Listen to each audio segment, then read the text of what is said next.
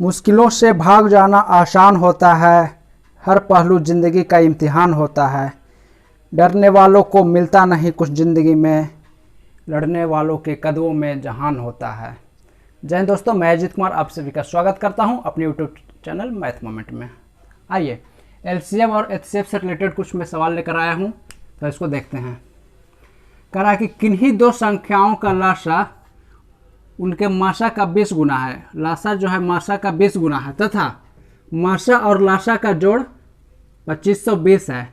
यदि एक संख्या उन दो संख्याओं में से यदि एक संख्या 480 है तो दूसरी संख्या ज्ञात करना है। देखिए इस सवाल को इतना में मैं बनाऊंगा, इस सवाल को मैं इतना में बनाऊंगा, लेकिन इससे पहले बेसिक कॉन्सेप्ट आप लोग को बता देता हूं, या फिर बोलिए तो बेसिक तरीके से पहले आप जान लीजिए।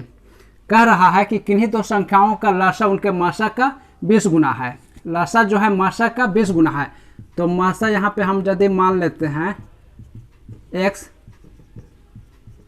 तो लासा क्या हो जाएगा 20x हो जाएगा। फिर कह रहा है और लासा और मासा का योग कितना है 2520 है, तो प्रश्न से x plus 20x, x plus 20x बराबर 2520। कह रहा था कि लासा और मासा का योग जो है 2520 है, वही मैं यहाँ पे क्या हूँ, ये लासा है और ये मासा है और ये लासा है, इन दोनों का योग कितना है 2520 है। ये प्रश्न से है ना, प्रश्नानुसार। तो इसको देखिए, कह रहा कि 21x बराबर 2520, ये 21 से एक बार में गया, 21 से कम 21, 4 बच गया, 21 दूनी 42, तो x का वैल्यू क्या आ गया, x का वैल्यू आ गया 120। क्लियर है, x का वैल्यू जब 120 आएगा, x मतलब क्या है यहाँ पे मासा आपको 120 आ गया, लासा क्या है 20 गुने 120 है, तो लासा और मासा निकल के आ गया। यहाँ पे पहली संख्या दिया हुआ तो दूसरी संख्या हम लोग निकाल लेंगे। दूसरी संख्या बराबर क्या होता है, लासा गुने मासा बटे पहली संख्या, लासा गुने मासा बटे पहली संख्या कितना है 480। 4 बार में ये गया, 5 बार में आया, 12 25 60 यानी कि 600। ये आपका आंसर आ गया। लेकिन दोस्तों यदि इस प्रोसेस से हम एग्जाम में करेंगे, इस प्रोसेस से यदि हम एग्जाम में करेंगे तो इस जन्म में क्या, किसी भी जन्म में मेरा एग्जाम क्लियर नहीं हो पाएगा। तो आइए इसका स्मार्ट तरीका हम देखते हैं, जो कि मैं पहले बता चुका हूं कि इतना में बहुत है। इतना क्या कर रहा है, कह रहा है कि किन्हीं दो संख्याओं का लासा उनके मासा से 20 गुना है। कितना गुना है 20 गुना है, 20 गुना है। उसी 20 को मैं यहाँ लिख दिया हूँ। अब कह रहा है कि मासा और लासा का जोड़ कितना है, इतना है। अब देखिए बनाने का तरीका, पहले कितना गुना है इसको मैं यहाँ लिख दूंगा, इसका है ना गुणनखंड, इसका गुणनखंड निकालेंगे। इसका गुणनखंड बहुत है, लेकिन वैसे दो गुणनखंड निकालना है जिसका कि सअभाज्य 1 हो। क्लियर है, सअभाज्य क्या होता है, जिसका HCF 1 होता है। उन दो संख्याओं का HCF 1 होना चाहिए, उसी को सअभाज्य कहते हैं। तो देखिए यहाँ आ गया आपका 5 और 4, कितना आ गया 5 और 4, इसका फैक्टर हो गया 5 और 4। अब कह रहा है कि उनमें से एक संख्या यदि 480 है, एक संख्या 480 है, तो इसको अगर 480 मान लेते हैं, ये जो 480 है ये मेरा 480 है, तो देखिए तो 4 भाग बराबर 480 हो गया, 1 भाग बराबर कितना हो जाएगा 120 हो जाएगा। 1 भाग बराबर 120, तो 5 भाग बराबर 600, कितना हो जाएगा 600। नहीं समझ में आया, फिर से देखिए कह रहा है इसका मैं 2 फैक्टर लिया हूँ, वो 2 फैक्टर से अभाज्य होना चाहिए, को प्राइम होना चाहिए। उसके बाद देखिए कह रहा है कि 1 भाग जो है 480 है, तो इसको 480 करने के लिए 120 से मैं इसमें गुना करूँगा।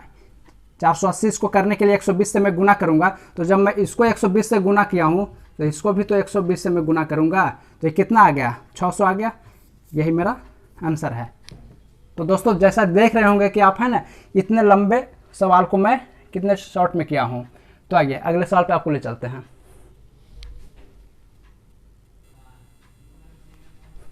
देखिए उसी टाइप का एक और मैं सवाल लेकर आया हूँ। करा किन्हीं दो संख्याओं का लसा उनके मासा का 84 गुना है। कितना? 84 गुना है। तथा मासा और लासा का जोड़ जो है 480 है। यदि एक संख्या इतना है तो दूसरी संख्या एकदम बिल्कुल शॉर्ट मेथड में हमें बनाना है। पता चल रहा है कि यहाँ 84 गुना कह रहा है। कितना गुना कह रहा है? 84 गुना कह रहा है। इसका को प्राइम फैक्टर आइए बरसते 84। क्लियर है? HCF इसका 1 आ जाएगा। उसके बाद देखिए उसमें से एक संख्या जो है 56 है। एक संख्या कितनी है? 56। तो दोस्तों 56 है तो इसमें मैं 8 से यदि मैं मल्टीप्लाई क्या होगा तभी तो इसमें 56 आया होगा। तो इसको भी मैं 8 से मल्टीप्लाई करूँगा तो क्या आ जाएगा? बराबर 96। ये मेरा आ गया आंसर। क्लियर है? 7 भाग बराबर 56 तो 1 भाग बराबर 8 तो 12 भाग बराबर 96। क्लियर है? आइए अगले सवाल पे आपको ले चलते हैं।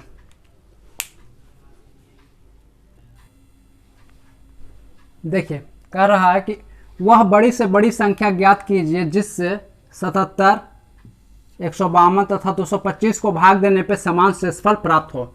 क्लियर है? कह रहा है कि वह बड़ी से बड़ी संख्या ज्ञात करें। वह बड़ी से बड़ी संख्या ज्ञात करें जिससे 77, 152 तथा 225 को भाग देने पे समान शेषफल प्राप्त हो। देखिए इस टाइप का सवाल जो है RSB NTPC में भी देखा गया है कि आया हुआ है। अभी आगे इसके आगे ग्रुप डी का एग्ज़ाम होगा, रेलवे ग्रुप डी का होगा, उसमें भी पूछेगा।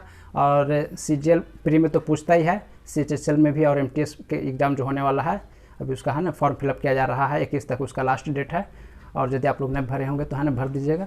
तो उस सभी में SSC, रेलवे है ना, लगभग हर एक शिफ्ट में इस टाइप का एक सवाल दे दिया जाता है। तो आइए इसको हम बारीकी से देखते हैं।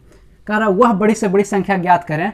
वह बड़ी से बड़ी संख्या ज्ञात कीजिए जिससे है ना 77, 152 तथा 225 को भाग देने पर समान शेषफल। हाँ दोस्तों एक चीज़ और कहना था, यदि मेरा ये तरीका आपको अच्छा लगता होगा बताने का, मेरा ये ट्रिक आपको अच्छा लगता होगा तो प्लीज़ वीडियो को लाइक कर देंगे और अच्छे से एक जिससे कि हमें भी मोटिवेट हो, है ना, एक अच्छा आप कमेंट कर देंगे और अपने दोस्तों के बीच में वीडियो को अधिक से अधिक शेयर करेंगे। और हाँ, यदि वीडियो को अभी तक आप सब्सक्राइब नहीं किए होंगे तो सब्सक्राइब करके बेल आइकन को दबा देना। उससे क्या फ़ायदा होगा कि जब मैं वीडियो छोड़ूंगा तो सबसे पहले आपको इसका नोटिफिकेशन प्राप्त होगा। आइए यहाँ पे आते हैं। कह रहा कि 77, 152 और कौन सी संख्या है? 225। तो दोस्तों देखिए इसका डिफरेंस कितना है? 75। और इन दोनों का डिफरेंस कितना है? 75। पहली संख्या और दूसरी संख्या के बीच में कितने का अंतर है? 75 का। और दूसरी संख्या और तीसरी संख्या के बीच में भी 75 का अंतर है। और पहली संख्या और तीसरी संख्या के बीच में कितने का अंतर है? 150 का अंतर है। कितने का अंतर है? 150 का। तो देखिए ये वाला संख्या, ये वाला संख्या और ये वाला संख्या, यहाँ पे आते हैं 75 और 150। इसका हम HCF, इसका हाईएस्ट कॉमन फैक्टर क्या आएगा? 75 आएगा।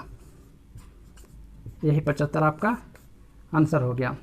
तो देखें कह रहा था कि इन तीनों को है ना भाग देने पे समान शेषफल प्राप्त होगा, तो वो संख्या 75 है ना। वह बड़ी से बड़ी संख्या क्या आ गई? 75। आइए अगले सवाल पे आपको ले चलते हैं।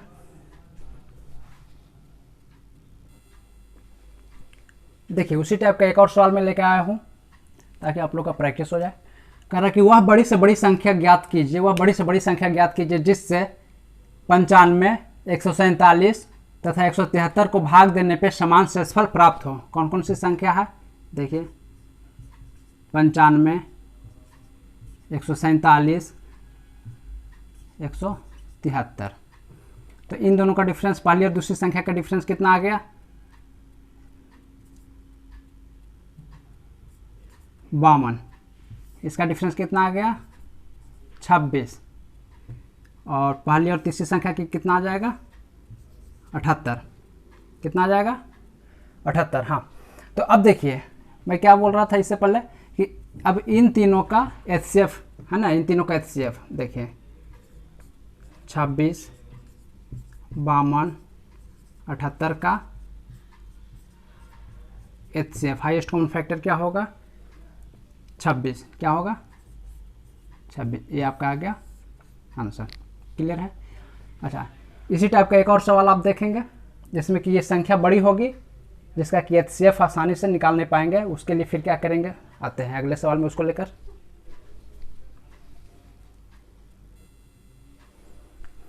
देखिए उसी तरह का एक और सवाल मैं लेके आया हूँ।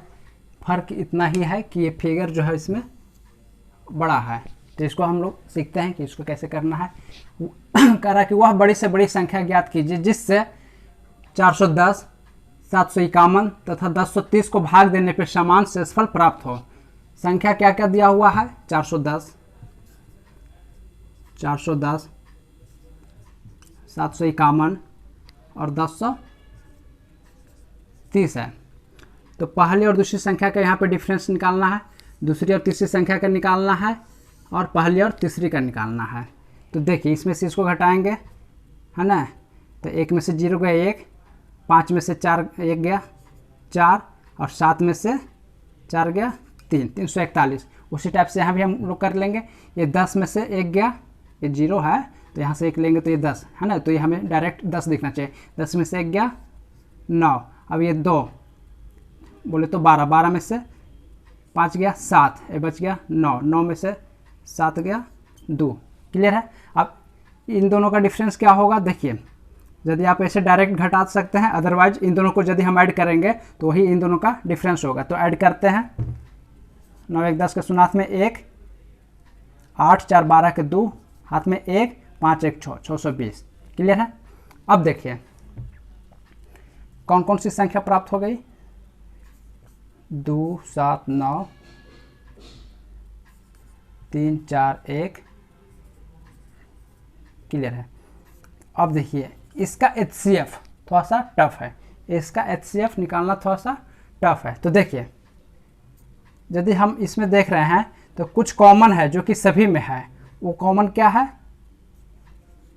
31 गुने 9, 31 गुने 11, 31 दूनी 62 है ना, 31 गुने 20। क्लियर है। इसका फैक्टर हम कर दिए 31 गुने 9, 31 गुने 11, 31 गुने 20।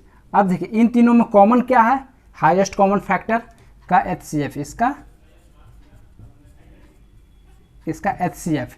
HCF क्या होगा, इसका 31। क्या हो जाएगा, 31। तो देखें यदि फिगर बड़ा हो उसके लिए ये करना है। तो आइए अगले सवाल पे आपको ले चलते हैं।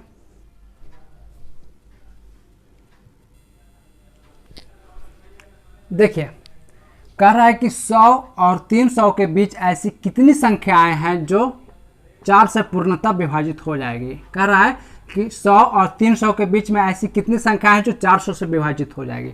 तो दोस्तों मैं आप लोग को बता देना चाहता हूं कि इस टाइप का सवाल लगभग रेलवे के हर एक एग्जाम के हर एक शिफ्ट में आप देखे होंगे प्रीवियस, तो उसमें आपको ये दिखा होगा।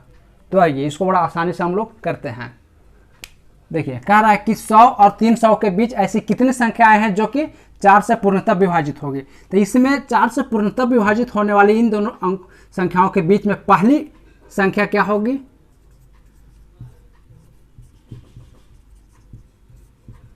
पहली संख्या क्या होगी, हमें लग रहा है कि 104 होगी, जो कि 4 से पूर्णतः विभाजित होगी। इसी प्रकार से अंतिम संख्या क्या होगी, इसी प्रकार से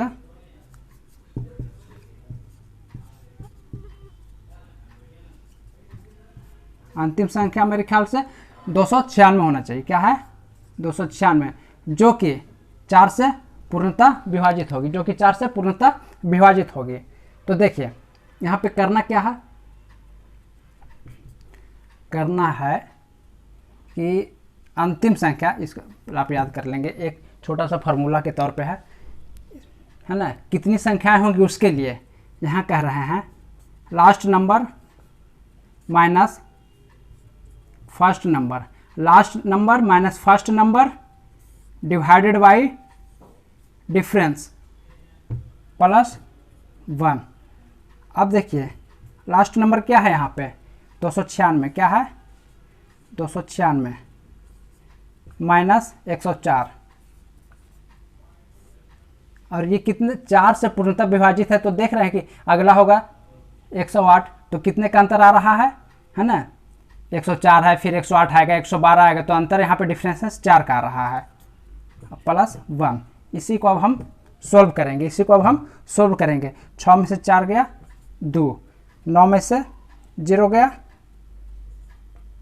9, 1 में से 1 गया 1, 4 +1, तो क्या आ गया 4 चक 16, 3 आ गया, 4 8 32, हाँ 48 +1 बराबर क्या आ गया